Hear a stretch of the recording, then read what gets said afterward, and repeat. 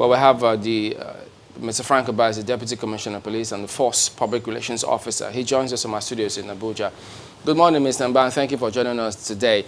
Well, I know that the IGP did give some directives concerning how to enforce social distancing. So how are the operations of the police playing themselves? How do you plan to carry this IGP's order out? Good morning, Chamberlain, and good morning to our esteemed viewers out there.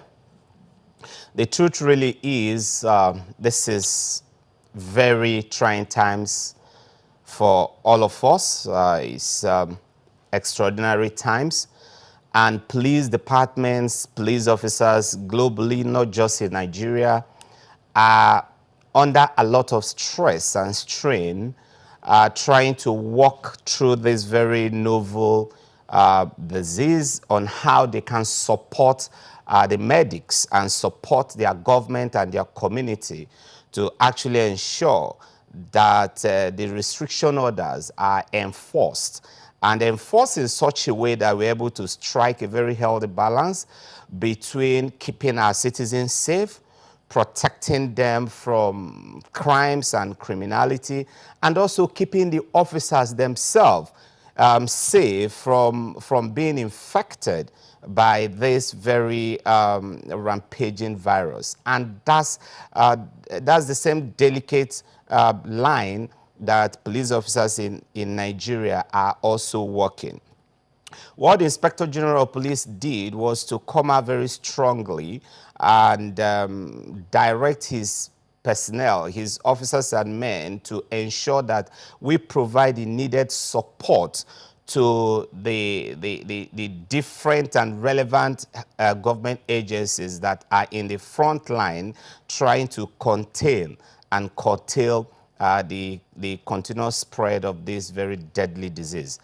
And that's exactly what we'll be doing in the coming days and in the coming weeks. For us, the ideal thing for us will be for citizens to voluntarily obey these orders that have been given.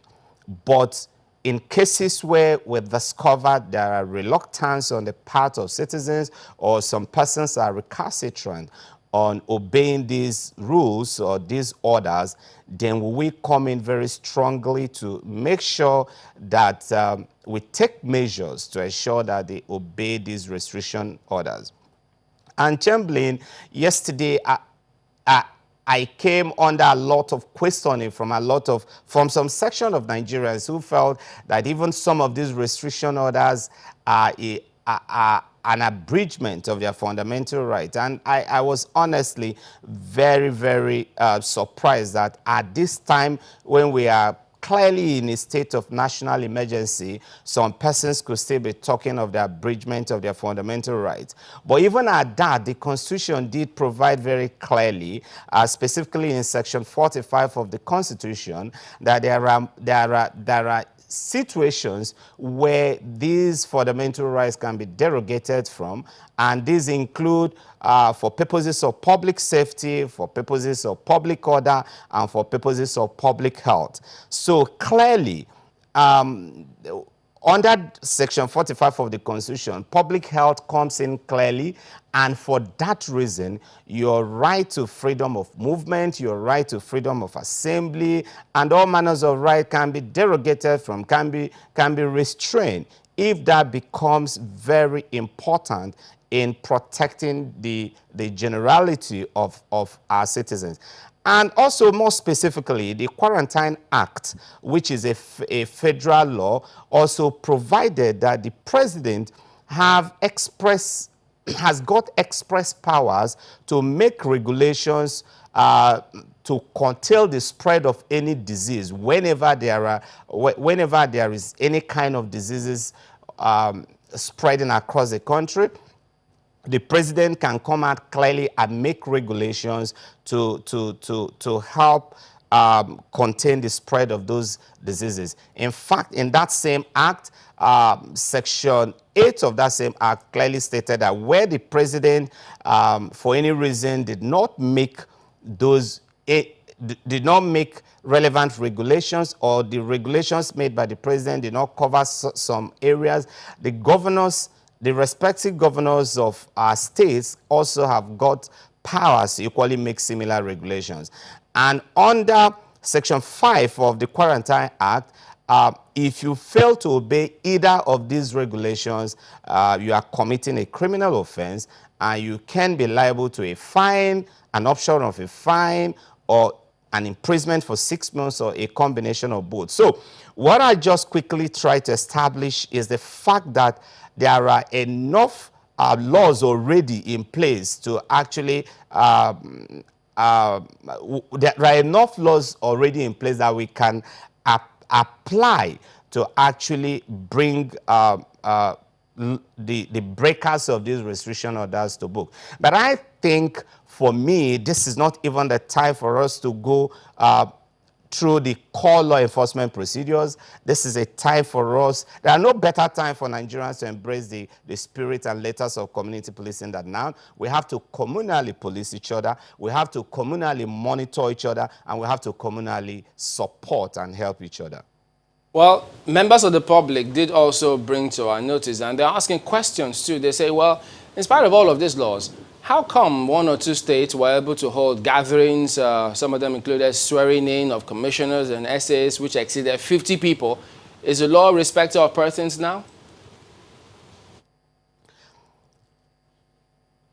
Absolutely no.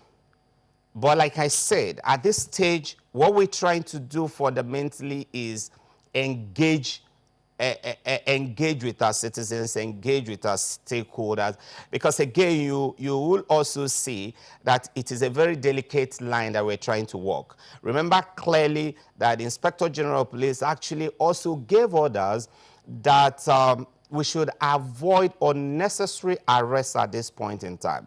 We are trying, and that's also the global practice now in most parts of the world where the disease is rampaging, or where the disease is spreading. Police officers are being very tactful and showing a lot of compassion in the discharge of their duties. But what we probably might be doing in future cases is take down these cases, obtain statements, release people on bail, and at the appropriate time begin to prosecute them, because there must also be consequences for people that break the law. But like I said, we are walking this very thin and delicate line, trying to ensure that we do not resort to core law enforcement approaches in enforcing these laws. And that's why we are going out there, talking to citizens, going out there, convincing them on the need for them to actually voluntarily obey these laws. But it is worse where persons in position of authorities are actually the ones leading the break of those laws. And again, we must also begin to name and shame them. If you are high up there, if you're a political leader, a traditional ruler, a top religious leader, we expect you to live by example, knowing fully well that lots and lots of people are looking up to you. And if you fail to do that, not only will the police be compelled to come in, not only will the police be compelled to actually come into the space, but we also expect members of the fourth estate of the realm to also join us in naming and shaming these categories of people. Mr. Mbad, permit me to express a concern that I'm sure is one for you as well. So the IG has given that instruction, and of course you are also here educating us about that, but we haven't seen policemen executing this instruction of the IG wearing any personal protective equipment. And I'm wondering at what point they will begin to go around with that, because just as you know, anyone who is positive with coronavirus may be asymptomatic for as long as. So what's the plan to protect your men who you are deploying to the fields? Again, I will be very, very real with you here. Nobody anticipated this. This is not one of the things that the police captured in the budget or in any way. And so for a force of over 350,000 personnel, it's also very difficult for you to instantly provide masks and all the necessary gadgets for everybody at the same time. But currently, efforts are being made in that regard, and at the primary level, we are also encouraging them to take precautionary measures, wash your hands as much as possible. These are the things that every DPO can actually provide. Every area commander can provide.